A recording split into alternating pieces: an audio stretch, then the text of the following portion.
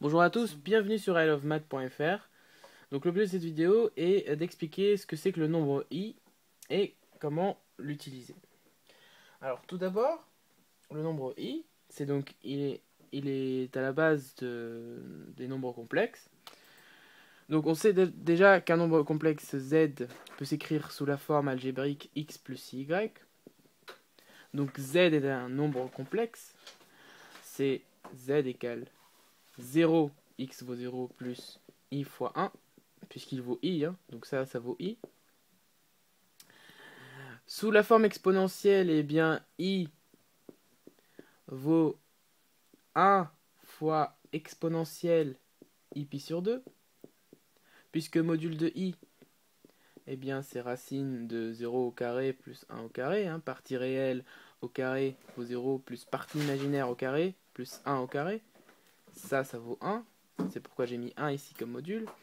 Et pi sur 2, puisque si l'on essaie de placer le point M d'affixe z égale i, eh bien ce point M va se trouver ici. Puisque le point M d'affixe i aurait pour abscisse la partie réelle qui vaut 0, donc il est sur l'axe des ordonnées, et pour ordonnée 1, puisque sa partie imaginaire vaut 1, et M est bien ici. Donc ça, c'était pour savoir. Et juste une chose, eh bien, pi sur 2, pourquoi? Puisque l'angle ici vaut pi sur 2. 90 degrés. Donc tout ça pour définir le nombre i, pour savoir ce que c'est. Maintenant, comment utiliser le nombre i dans les calculs? Puisqu'il y a certaines questions, parfois dans certains exercices, on peut avoir à manipuler le nombre i avec une puissance qui peut être grande parfois. Alors, d'abord, ce qu'il faut savoir, la propriété fondamentale, eh bien, c'est que i au carré vaut moins 1. Et c'est la nouveauté, puisque normalement, un nombre au carré, un carré en tout cas, vaut toujours quelque chose de positif, jusque-là. Maintenant, la nouveauté dans les nombres complexes, c'est que un nombre complexe peut être négatif. Au carré, le carré d'un nombre complexe peut être négatif. Et c'est le cas donc pour i, puisque i au carré vaut moins 1. Donc ça, c'est vraiment la propriété fondamentale à connaître par cœur. Donc je mets 2 signes pour montrer que c'est vraiment une propriété fondamentale. Donc, eh bien, tout va reposer sur cette formule. Lors des calculs, lorsqu'on aura à calculer par exemple i puissance, je ne sais pas moi, i puissance 4, eh bien, tout va reposer sur cette formule. Eh bien, i puissance 4, on sait que c'est i au carré fois i au carré.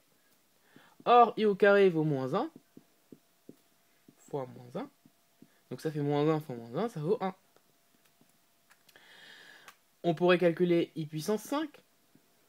I puissance 5, ça vaut i au carré fois i au carré fois i.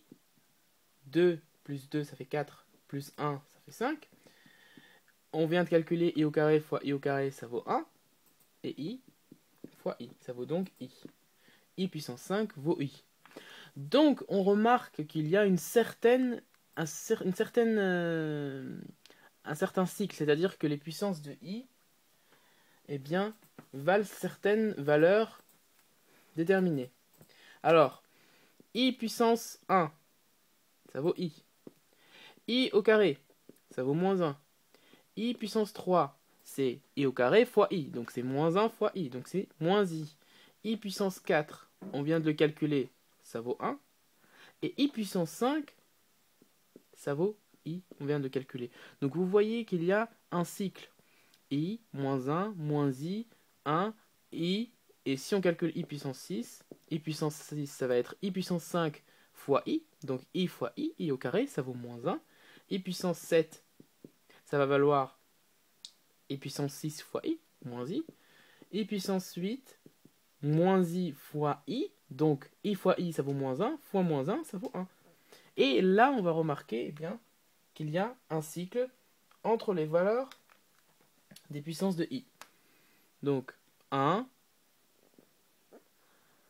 pardon, donc i puissance 1, ça vaut i puissance 5, ça vaut i Ensuite, I au carré, ça vaut moins 1. I puissance 6, ça vaut moins 1. I puissance 3, ça vaut moins I. I puissance 7, ça vaut moins I. Et I puissance 4, ça vaut 1. I puissance 8, ça vaut 1. Et ainsi de suite, on va avoir à chaque fois les mêmes valeurs qui vont se répéter.